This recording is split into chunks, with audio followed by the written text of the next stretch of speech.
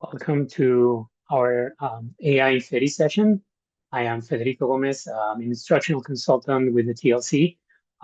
You've attended other sessions, you've seen me enough. If it's your first session, welcome to AI study. This is a series of practical 30-minute sessions from the TLC where we focus on AI tools and today workflows. So we'll talk about that in a second.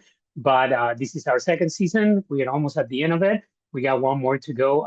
In a couple of weeks, we will be talking about the uses of AI in the clinical setting. We are getting ready for the fall, so we will have a season 3. We've been renewed as well. I'll announce that the next time. So today we have a little bit of kind of like change of gears for AI in SETI. We've been focusing on using specific tools for doing different things with AI. And we have been presenting, from Notebook LM to Gamma for presentations. We've been using some of the big large language models for research. And we've done, different forms of creating or generating materials for our courses. Today, I'm going to work on the writing case studies, but we are going to work more than with one tool specifically. We're going to work on what kind of workflow can help us do that with AI tools.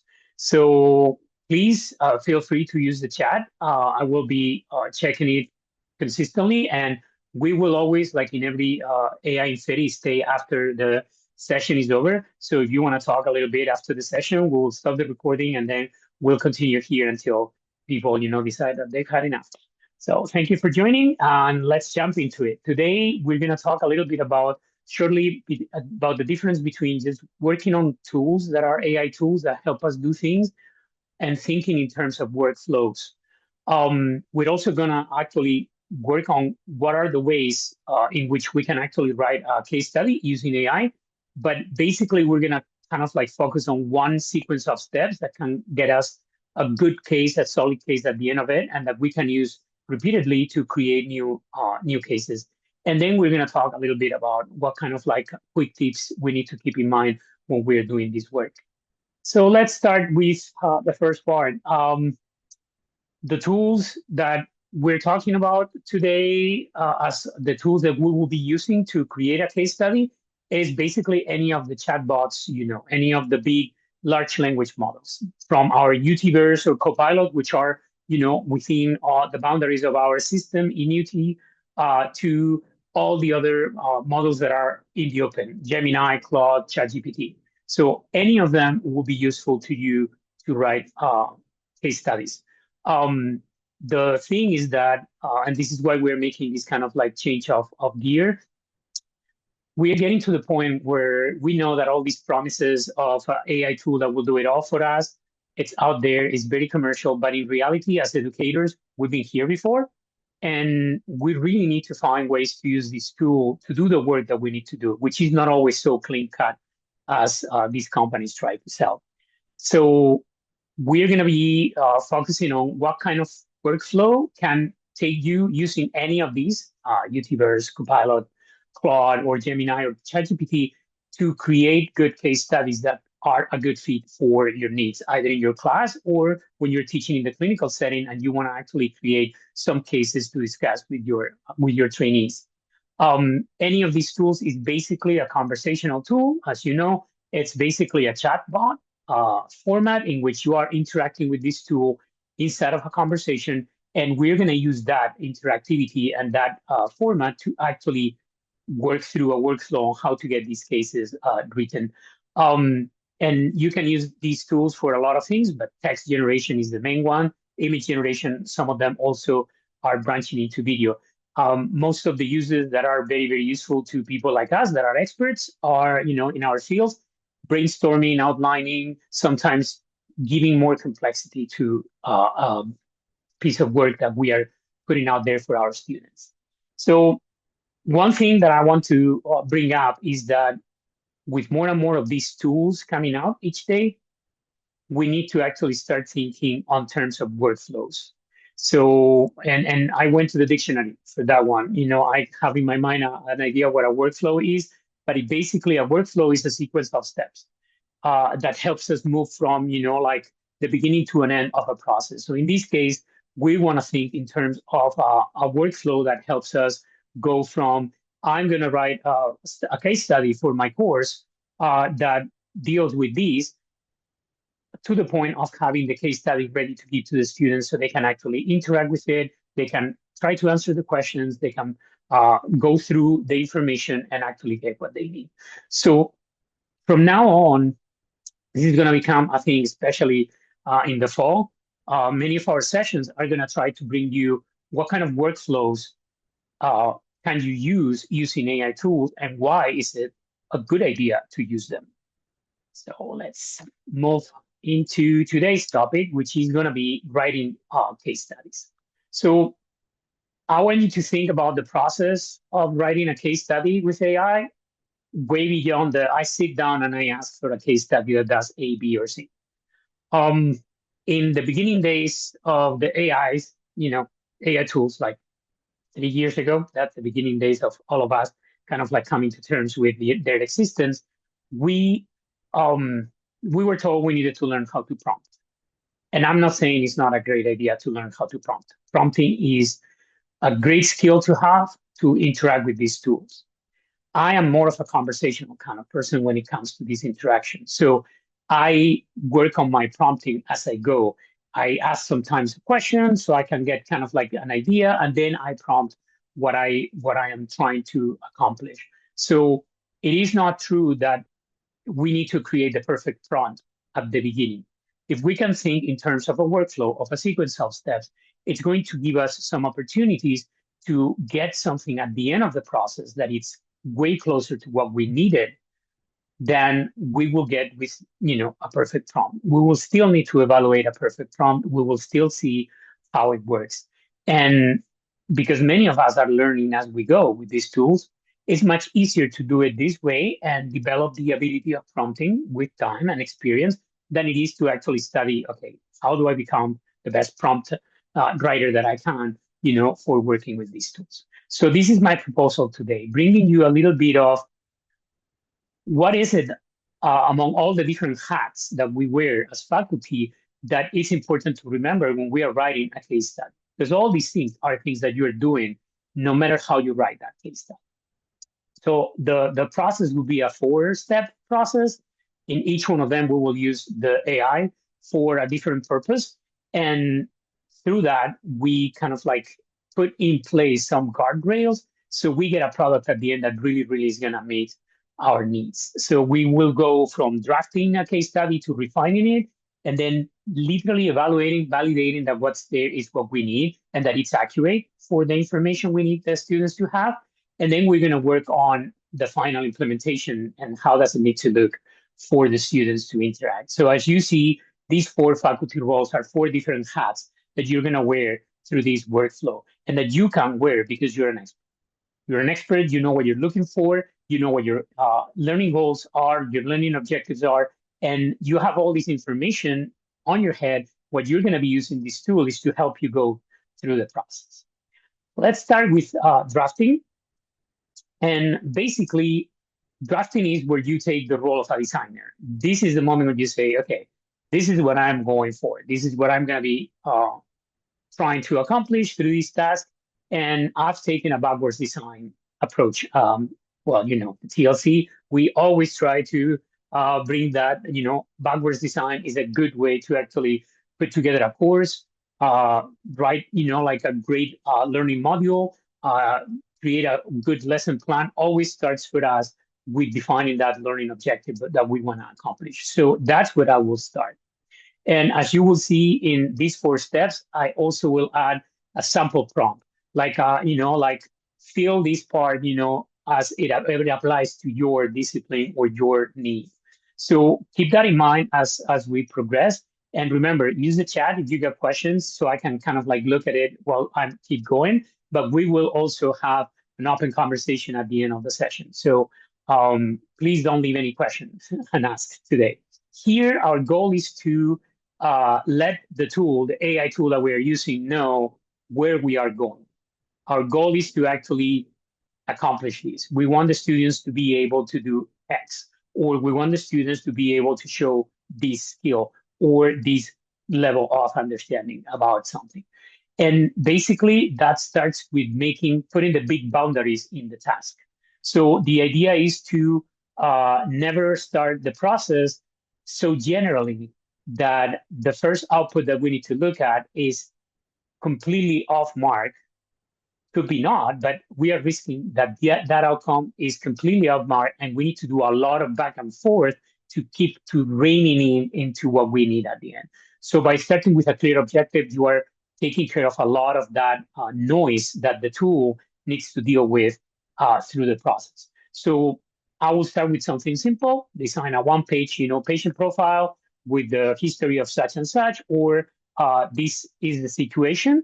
Design a one-page description of this clinical scenario in which we are going to have to deal with these things, and there's going to be the expectation, that the student is doing X, Y, or Z, and also start using the limitators, like in which setting is this case study set, what's the level of your students, because all that helps the tool narrow down the responses. Before we continue, I'm going to remind you, these tools are built to be very accommodating.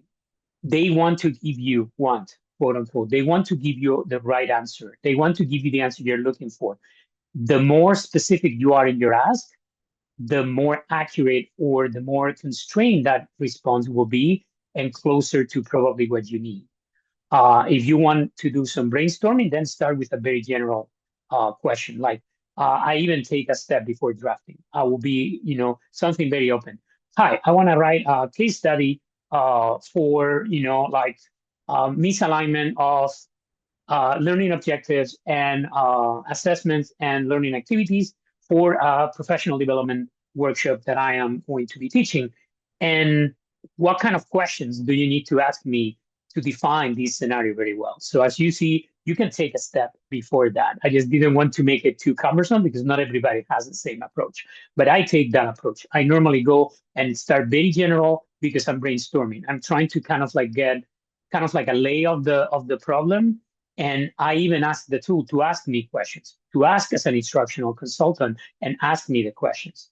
And that gives me a lot of opportunity to see first how the tool is approaching, what kind of questions it's asking, but also what kind of scenarios is already thinking about, what kind of things are part of talking about this case or this scenario. So the first step, you're drafting, you give it a clear learning objective or set of learning objectives for your case, depending on the level of complexity. You set it up for your discipline and the area where you're going to explore. You actually tell the tool to act as you, who are writing the case with it, as an expert in the field, and set up the setting and the student level. With all these points, you already have a lot there that can give you a good first prompt, a good first approach to that. Then you move on. You want to refine. You now want to make sure that the case feels real, that it has the elements that you will find on a real case, and those elements are normally things that make it more complex, that don't make it like a prototypical, like an archetypical case of diabetes of a person that is 54 years old. So in order to do that, what we're going to be doing is going into the next part. When we are going to be doing is basically start thinking as a developer. A developer needs to actually get the thing completely, fully done.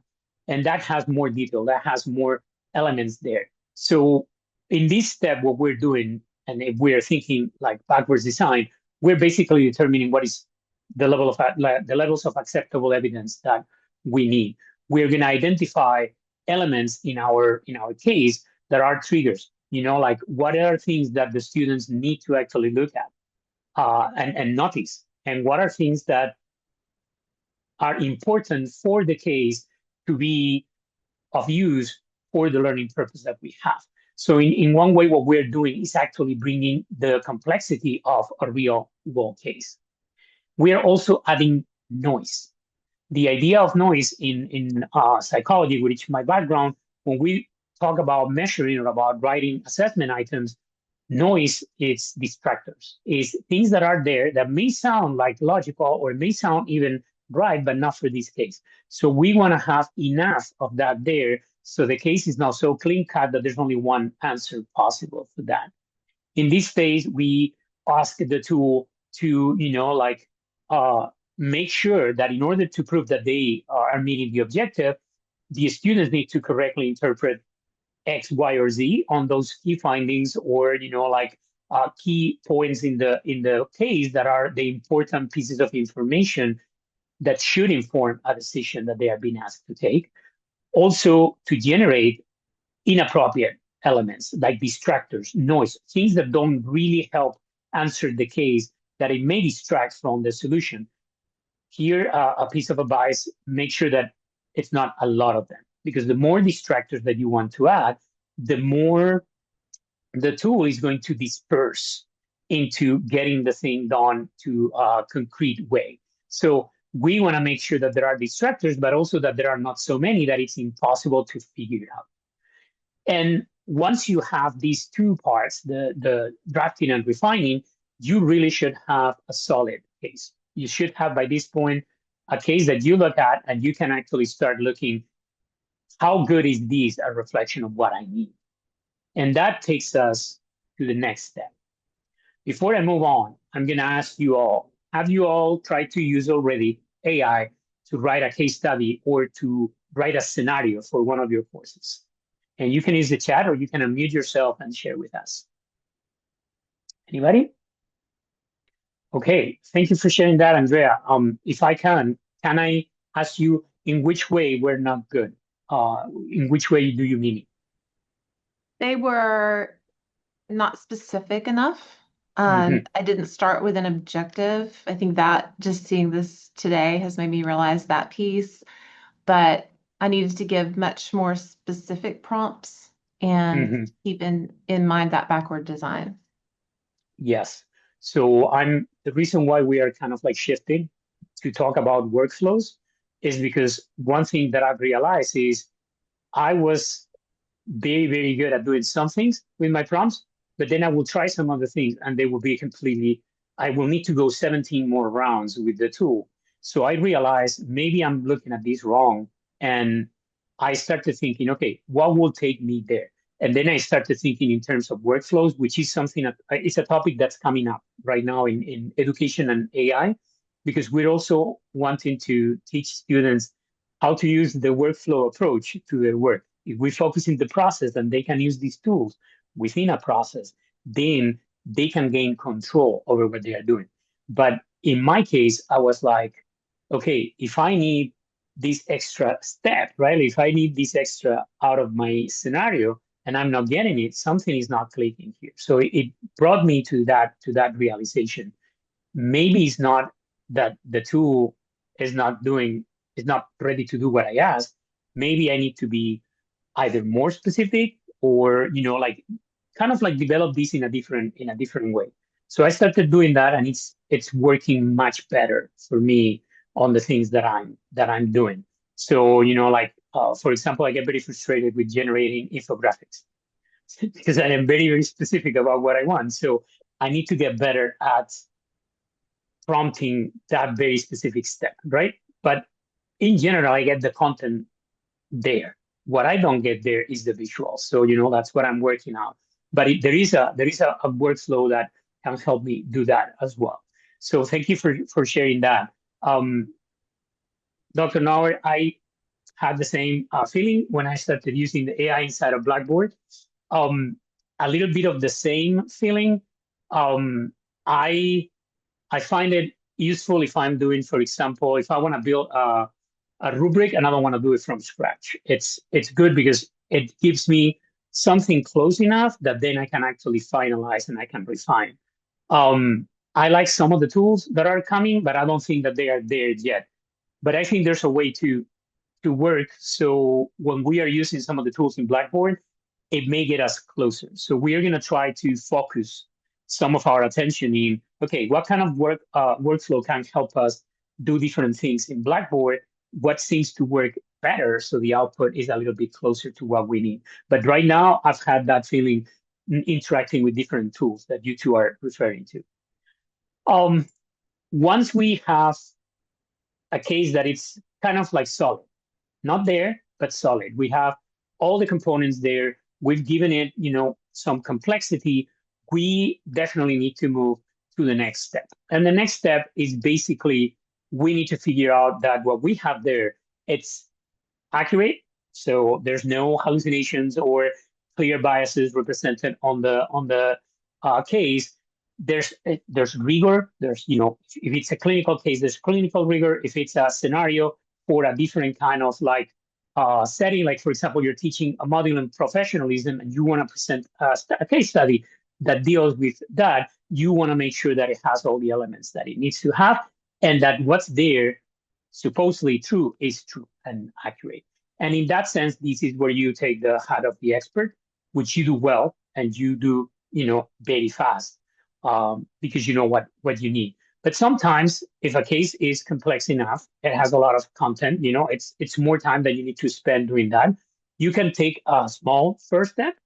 You can actually, while you're also auditing the output, you can actually ask the same tool to audit that same output. So you can actually give it a prompt to consider explicitly if the student could meet the objective using the case.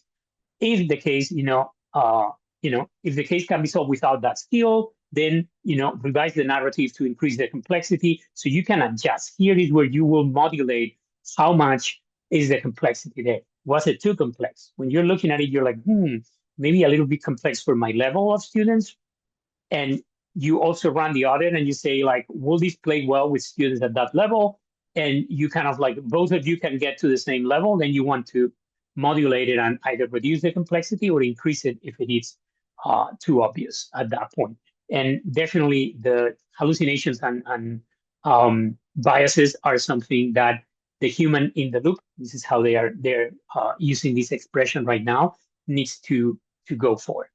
This is a process that you see of kind of like reducing the space that the AI has to generate.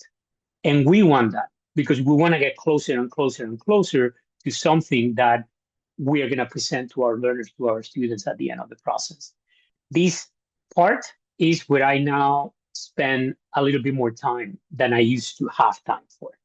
So, because, we were the experts. We built all these things on our own.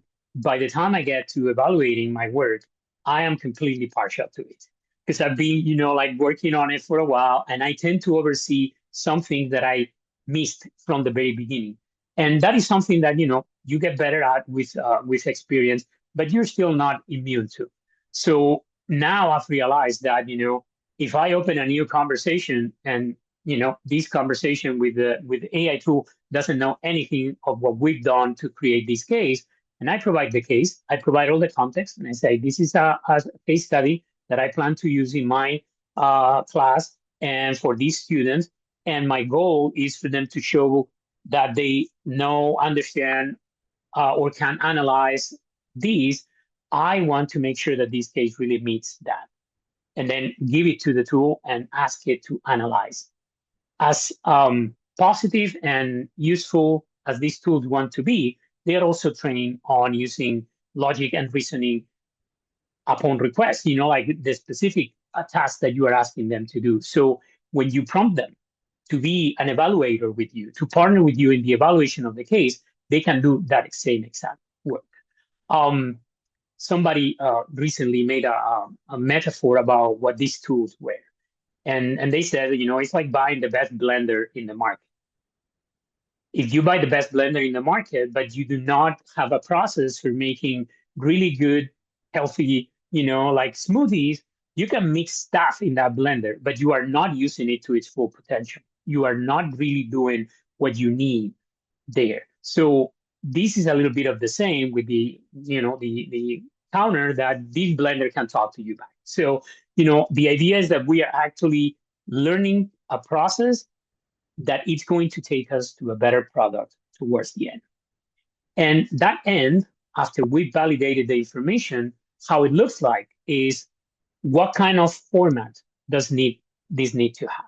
So if you have a problem-based learning template in your department or in your area, and you need to meet, that template, then you can use the template and ask the tool to format it and make sure that it really meets that.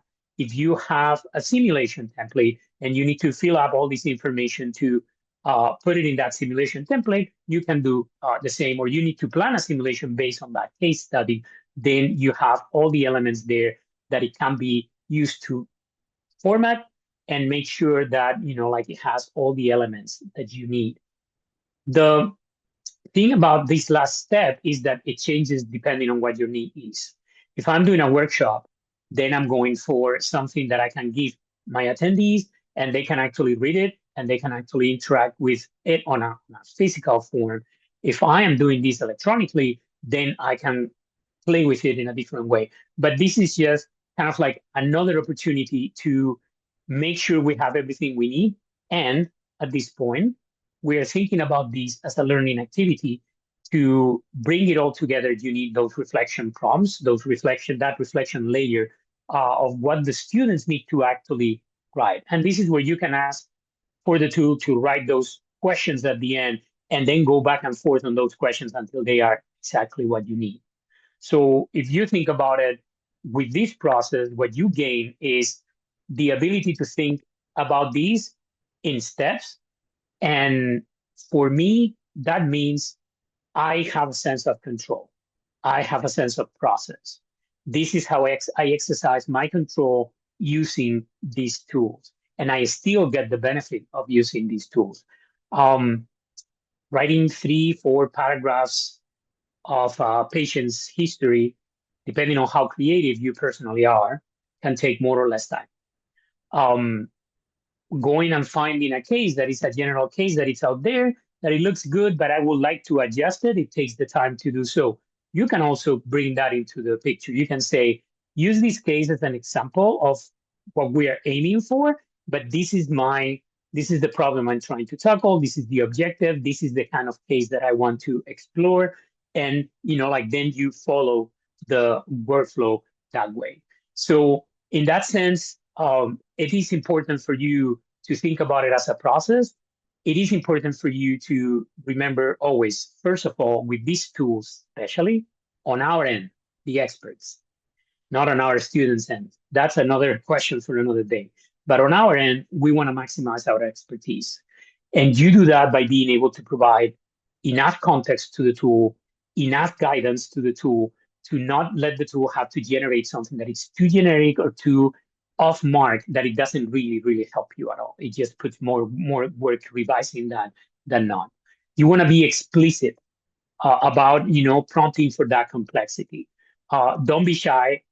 See how your amount of detail works with the output, and then define it and decide if it's too much or too little, and adjust. Because once you learn how to go through this workflow, for me, it feels like a conversation. So I start with a conversation. I know where my steps are. I add that previous step where I ask the tool to ask me what it will need to act as my assistant and generate what I need. So it asks me questions, and some of those questions are the questions I will ask another faculty. What's the goal that you're trying to achieve? How important are these elements? How will you define these tasks? And what is the audience that you're doing these for example. Always use distractors because you're testing for reasoning. When you're using case studies, you always need distractors to allow for that messiness and to allow for the people to have to struggle a little bit through the case, because that's the point. The point is having enough struggle there, so they need to add to it the skills they bring and how they face a situation that looks closer to what a real situation would look like. Consider privacy and safety. Always never load into any of these tools, even if it's behind our firewall in UTHSC. Never load personal information or proprietary information. Also, do not forget the competency and accreditation standards, because they can be great constraints to provide to the AI. So if you know what you're going for, if you know what the competency standard is, and you're trying to test for that, you're trying to make a case that will try to tackle that, then you can actually provide that, and it becomes part of the contents and of the constraint to make sure the case gets into that and measures that. And then ask the tool to evaluate the case. That will be something that I used not to do, and I've learned to actually do it, because how often do you have a colleague that can give you feedback, that has the time and the willingness to provide you feedback on something that you are doing? So this is not perfect, but it gives me some things to think about. Have I taken care of that? Or, well, maybe that's feedback, but that doesn't apply to the situation I have. And that's fine, because again, I'm maximizing my expertise by doing it that way. So remember to try just a little bit. I'm going to post again into the chat the toolkit, and you will also receive it on the email after this session. But in the toolkit, I added like I normally do, like a 3-step challenge. Like, what can I try first? And the first challenge is really you kind of like seeing how the tool works and being able to see where the caveats may be or the issues may be. A second part is try to implement these workflow as is and see how it works for you. And then a third one is something I didn't address today, but a way to now present that case to your learners is by creating an agent, for example, in Copilot, that knows the case well and is instructed to probe the student with questions. And don't ever give an answer to the student without the student doing the input in the progression to solve that case study.